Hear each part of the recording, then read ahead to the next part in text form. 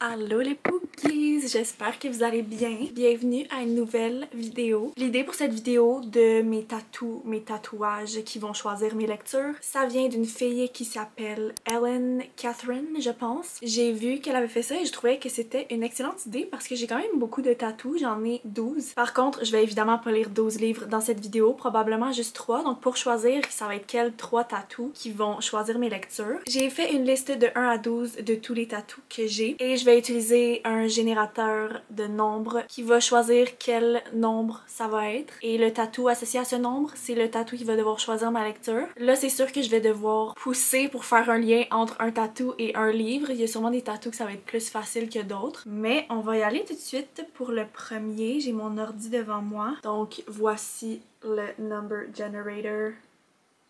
Et ça m'a donné 12. Ok, le dernier. J'y suis allée en ordre aussi de le premier tatou que je me suis fait faire jusqu'au dernier. Donc le plus récent tatou que je me suis fait faire, c'est l'hiver dernier. Et c'est mes livres ici, sur mon bras, avec des chandelles sur le dessus. J'ai vraiment de la misère à montrer, mais bref. Donc faudrait que je lise un livre qui parle de livres.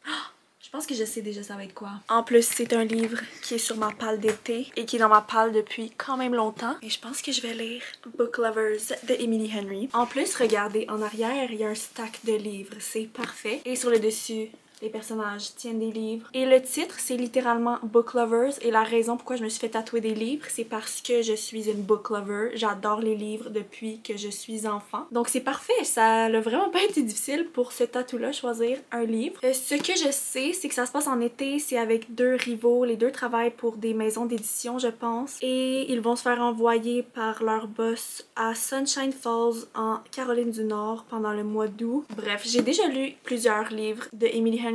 Ben plusieurs, j'en ai lu 3 je pense. J'ai lu People We Meet on Vacation, Happy Place et Betrayed et les 3 je les ai bien aimés. Donc là ça va être mon 4e. Donc je vais commencer ça aujourd'hui et je vous ferai un update quand j'aurai quelque chose de pertinent à dire.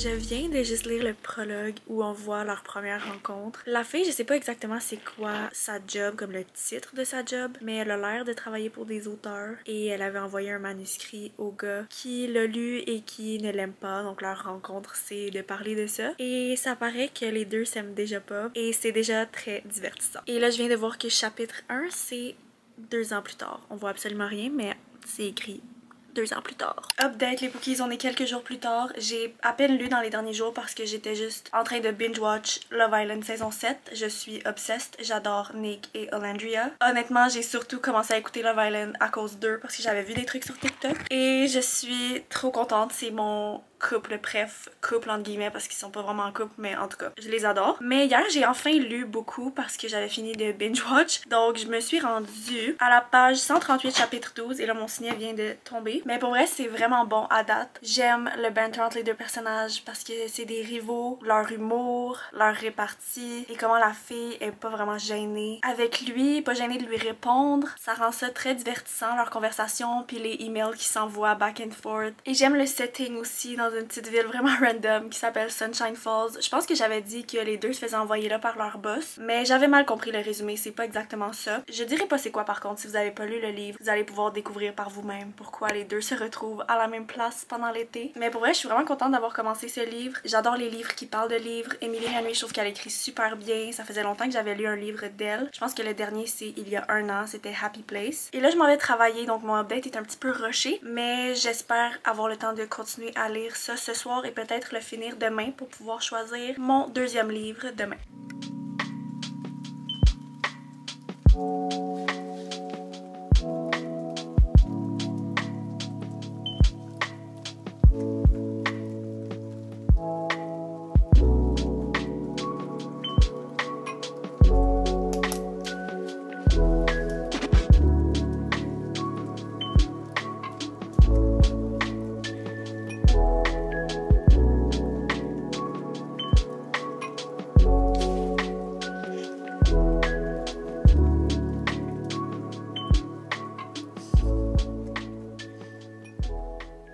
On est rendu le 9 juillet, je suis encore en train de lire Book Lovers. J'ai seulement terminé un livre en juillet à date, donc je lis moins que je voudrais, mais on dirait qu'à chaque année ça fait ça en juillet. Ou en tout cas ça l'a fait ça l'année passée, j'ai vraiment pas lu beaucoup parce qu'en juillet je suis quand même occupée. Je vais surtout être occupée durant la deuxième moitié parce que ma fête c'est le 23 juillet. Et la semaine de ma fête c'est toujours fou, j'ai des trucs prévus à chaque jour. Donc bref, juillet je lis un peu moins, je sais pas si j'aurai le temps de finir ce vlog pour dimanche, ça se peut qu'il sorte une semaine plus tard. Mais là je suis rendue à la page 201 chapitre 18. Et c'est très bon. Je prie pour que nous ayons une scène de jalousie. Je veux voir Charlie jaloux. I need it. Une bonne scène de jalousie dans une romance, ça hit toujours. Et j'aime le fait que c'est pas le classique fille qui va dans un small town et qui réalise qu'elle veut vivre dans un small town et partir de New York. Elle aime ça habiter en ville. Et j'aime ça parce que moi aussi, small town, c'est pas tant mon vibe. J'aime ça être comme anonyme. Ça fait que j'ai moins d'anxiété sociale honnêtement. Et j'aime la petite proximité forcée, que les deux, c'est genre des collègues qui travaillent un peu ensemble. J'aime qu'on a seulement le point de vue à la fille. Je sais qu'il y a beaucoup de gens dans les romances aiment avoir les deux points de vue. Mais moi, j'adore quand on a seulement le point de vue de la fille. Je sais pas pourquoi. Mais Emily Henry fait ça, Ali Hazelwood fait ça aussi. Et j'adore ça. Don't get me wrong, j'adore aussi quand on a les deux points de vue. Mais c'est pas nécessairement important pour moi. Littéralement 3 pages plus tard, je l'ai, ma jalousie. I knew it. Je savais que ça s'en venait. Also, il y a une fille dans le livre qui s'appelle Amaya. Et dès que j'ai vu ce nom, j'ai juste pensé à Amaya Papaya dans Love Island. Ma queen, elle est tellement cute. Love Island occupe une grosse partie de mon cerveau ces temps-ci, donc évidemment, j'ai juste pensé à elle. Pour vrai, je pensais jamais être autant investie dans une télé-réalité. C'est un peu intense, mon affaire. Ok, j'ai enfin fini Book Lovers. Il était temps, on est le 11 juillet. Et c'est enfin l'heure de voir ça va être quel tattoo qui va décider de ma prochaine lecture. Je vais aller chercher le Number Generator. Je suis vraiment intriguée, j'ai hâte de voir sur quel tattoo ça va tomber et comment je vais pouvoir faire un lien avec un livre parce que pour le premier, j'ai l'impression que ça a été vraiment facile. Alors voici le Number Generator. Est-ce que ça l'a cliqué? Je vois absolument rien. Ok, oui. Numéro 8. Le numéro 8, c'est mon tatou d'étoile. C'est le tatou que j'ai ici, un matching tattoo avec mon père. Donc là, il faut que je trouve quelque chose en lien avec les étoiles ou l'espace ou je sais pas trop. Je pense que j'ai trouvé. Ok, donc je pensais que ça allait être difficile, mais j'aurais 2 options sur le mur à côté de mon lit. J'ai The Ashes and the Star-Cursed King, le tome 2 de la duologie Nightborn et aussi de la série Crowns of Nyaxia. Il y a littéralement le mot étoile dans le titre. Je savais pas que j'avais un livre avec étoile dans le titre, mais c'est parfait. Et il y a même une étoile sur la couverture ici. Et sinon, j'aurais Les Constellateurs, ça aussi. Constellation, étoile, you know. C'est un livre que ma mère a trouvé en friperie, qu'elle m'a donné. Je pense que c'est dystopie, jeune adulte, avec un petit peu de romance. Et je pense que c'est un stand-alone. Je pense pas que c'est le tome 1 d'une série. Donc j'aurais ces 2 options. Je pense pas que j'ai autre chose. J'hésite vraiment entre les deux parce que d'un côté je me dis ça c'est sûr que je vais l'aimer parce que j'ai adoré les 2 premiers tomes. Ben les tomes 1 et 1.5. Donc là ça serait la conclusion de la duologie. Mais il est quand même long, c'est écrit petit. Je me sens un peu dans un reading slump ces temps-ci parce que comme j'ai dit, je fais juste penser à Love Island et écouter Love Island et regarder des edits de Nicolandria sur TikTok. Donc la lecture, on dirait qu'elle prend le bord ces temps-ci, donc j'aurais le goût de lire ce livre-là peut-être à un meilleur moment. Peut-être pas en été aussi, ça me donne plus des vibes d'automne-hiver. Mais lui, au contraire, je suis pas sûre si je vais l'aimer. J'ai jamais lu de cette autrice sur Goodreads, il y a vraiment pas beaucoup de reviews. C'est vraiment pas un livre populaire, mais c'est écrit vraiment gros, il y a pas beaucoup de pages. C'est un stand-alone comme j'ai dit, donc je m'embarque pas dans une série. Et en plus, dès le début, il y a une citation de Antoine de Saint-Exupéry qui parle d'étoiles, donc ça serait parfait. Ça dit « Je me demande si les étoiles sont éclairées afin que chacun puisse un jour retrouver la sienne. » Donc je pense que ça va être lui. La couverture est quand même très cute aussi. Et je me dis, vu que c'est pas populaire du tout, ça va peut-être vous faire découvrir quelque chose à vous aussi. Donc le résumé, ça dit « Miramaz, cité idyllique dissimulée au cœur du triangle des Bermudes. Sur cette île, le quotidien des habitants rime avec paix, sécurité et perfection. » Prunille, Prunille? jeune habitante de ce pays, coule des jours heureux, loin de la guerre, de la pauvreté, de la criminalité et des autres atrocités qui caractérisent l'autre monde. Son bonheur atteint son apothéose le jour de ses 16 ans lorsqu'elle est appelée à rejoindre le clan des constellateurs. Ces mages capables d'invoquer les étoiles pour effacer les malheurs pouvant naître sur l'île la fascinent, particulièrement depuis le jour où ils ont sauvé son frère malade. Mais la jeune fille était bien loin de se douter que l'accès à ce doux rêve la confronterait à l'envers d'un décor qu'elle n'était pas certaine de vouloir découvrir. Tout bascule le jour où elle rencontre Colin, cet étrange garçon qui semble avoir perdu la mémoire. Ça a l'air quand même bon, donc je vais commencer ça tantôt.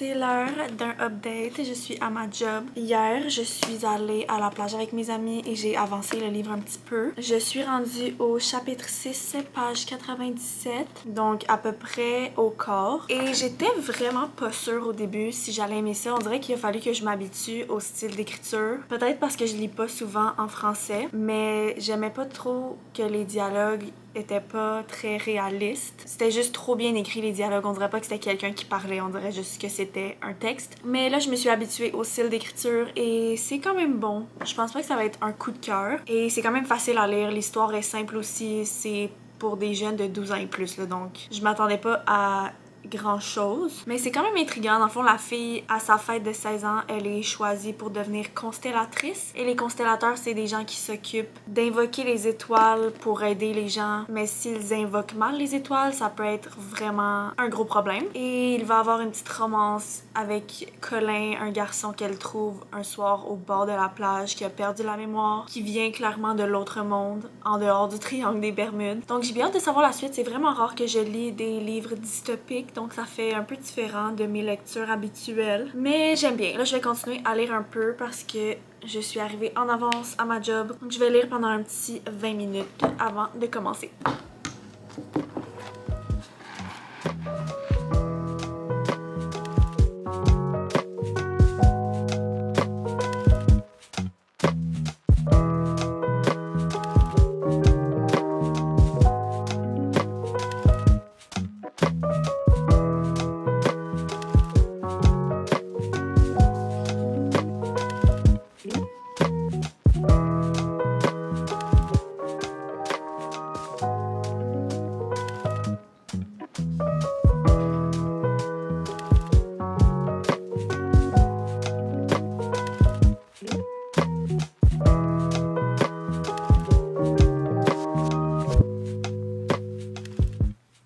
Update sur le livre, il me reste une centaine de pages environ. Et dans mon dernier update, j'avais dit que c'était quand même bon, mais finalement, c'est quand même mid en fait. Et j'ai vraiment hâte de le finir parce que je suis un peu tannée. C'est pas mauvais, mais c'est pas bon non plus. On dirait que c'est juste pas assez développé, autant l'histoire que les personnages, que la romance. Tout est pas assez développé, donc ça fait que je suis pas vraiment investie. Mais je me suis quand même rendue loin, donc je veux le finir. Je ne veux pas le DNF. Je suis quand même intriguée de savoir comment ça finit, surtout que c'est un standalone. Donc je me dis ça devrait bien finir normalement. Mais là je veux vraiment finir ce livre aujourd'hui pour pouvoir passer à autre chose.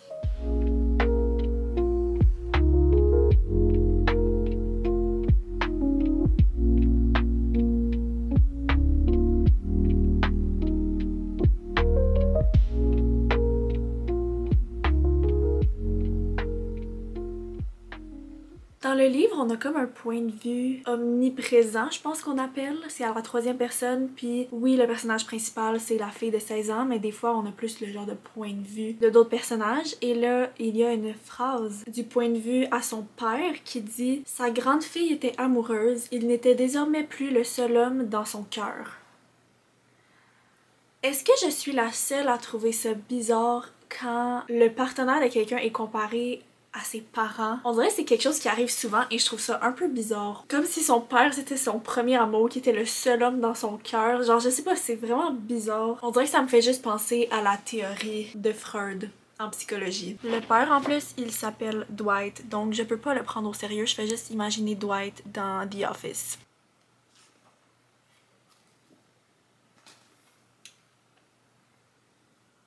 J'ai fini. C'est l'heure de choisir le troisième et dernier livre pour cette vidéo. Je vais essayer de combler le vide que je ressens maintenant que Love Island est terminé. C'était la finale hier soir et je vais plus voir Nick et Olandria sur mon écran malheureusement. Je vais continuer à les voir sur TikTok par contre, j'arrête pas de voir des edits de eux. Je suis complètement obsessed. Donc là je vais faire ça un peu plus intelligemment. Je vais faire un screen record à la place d'essayer de montrer mon écran pour le générateur de nombres qui va nous dire quel tatou va choisir ma lecture. Donc je mets ça sur 12 encore une fois et on va faire générer. Numéro 11, ok. Ok, le numéro 11, c'est ma fleur de lys qui est juste ici en arrière de mon bras. Ce tatou, je l'ai fait pour un personnage qui s'appelle Lily Calloway dans la série Addicted. Donc je pourrais peut-être lire un livre dans cet univers que je sais que ce personnage est dedans.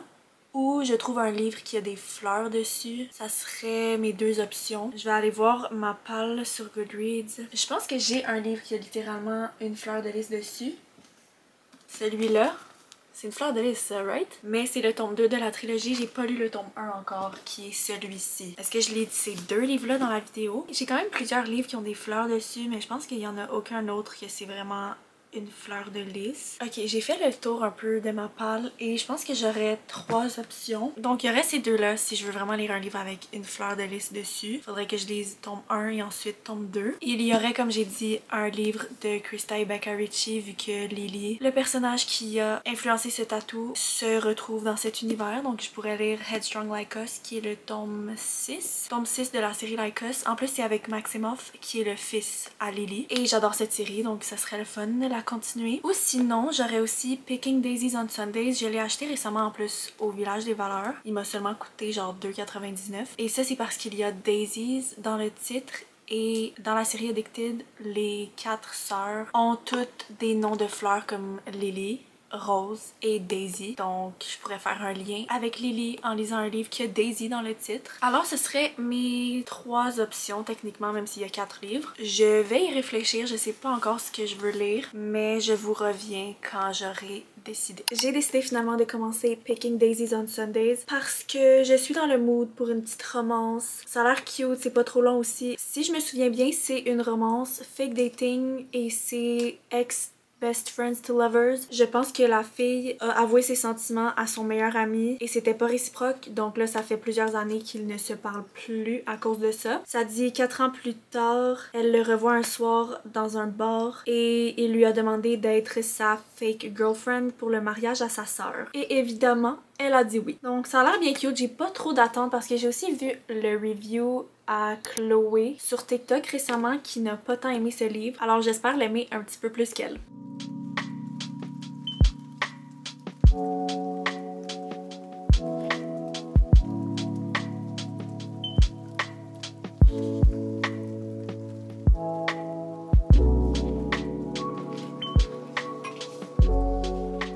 Je suis juste à la page 20 et ça fait genre 10 fois que la fille dit que ça fait 4 ans qu'ils se sont pas parlé. Je pense que on a compris. Also, je trouve que c'est un peu écrit comme si je lisais sur Wattpad. Est-ce que ça vient de Wattpad à la base? Let me google it. Ok, ça dit que ça vient pas de Wattpad, mais ça donne un peu ce vibe. La scène que je viens de lire, c'est la première fois qu'ils se voient en 4 ans. Et on dirait que je m'attendrais à une dynamique un peu awkward, que les deux seraient un peu distants, je sais pas trop, mais on dirait que c'est comme s'ils étaient encore amis.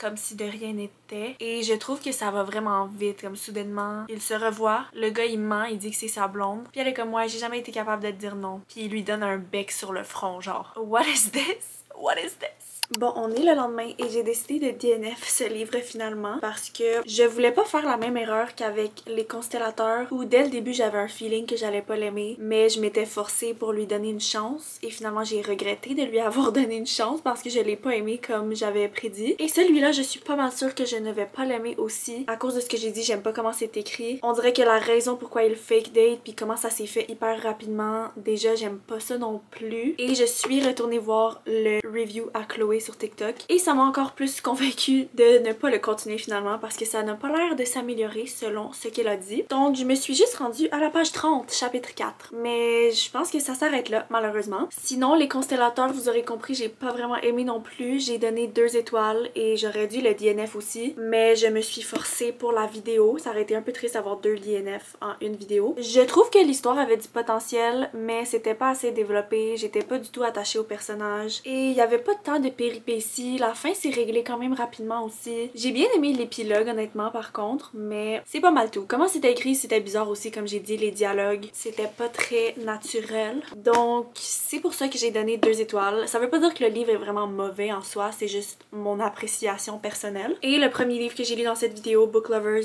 lui je l'ai aimé, j'ai donné 4 étoiles. Je trouve ça quand même drôle que tous les livres de Emily Henry c'est des 4 étoiles. Je continue sur cette lancée. C'est jamais plus que ça parce que c'est bon, mais c'est jamais des coups de cœur, mais je passe toujours un bon moment. Je trouve que Emily Henry écrit super bien. Ses personnages sont bien développés. J'aime toujours les dialogues entre les personnages, le banter. J'ai aimé le setting aussi, que ça se passait en été dans une petite small town. J'aime que ça parlait de livres évidemment. J'aimais leur dynamique, comment les deux se comprenaient, comment la fille pouvait être elle-même avec le gars et l'histoire avec la sœur à la fille. C'était intriguant aussi. Donc pour vrai, je suis contente d'enfin avoir lu ce livre. Je pense qu'il était dans ma palle depuis à peu près 3 ans. Donc enfin je l'ai sorti. Il me reste maintenant Funny Story et Great Big Beautiful Life à lire de cette autrice. Et aussi son livre jeune adulte, je pense, qui s'appelle A Million Junes ou quelque chose comme ça. Alors voilà mes lectures pour cette vidéo. J'ai trop aimé faire ce concept, c'était vraiment le fun, laisser mes tatous choisir mes lectures. Comme j'ai dit au début de la vidéo, j'ai 12 tatous, donc c'est sûr que je vais pouvoir refaire ce concept éventuellement. Mais sur ce, c'est tous les Pookies. J'espère que vous avez aimé la vidéo et on se revoit dimanche prochain comme d'habitude. Bye les Pookies!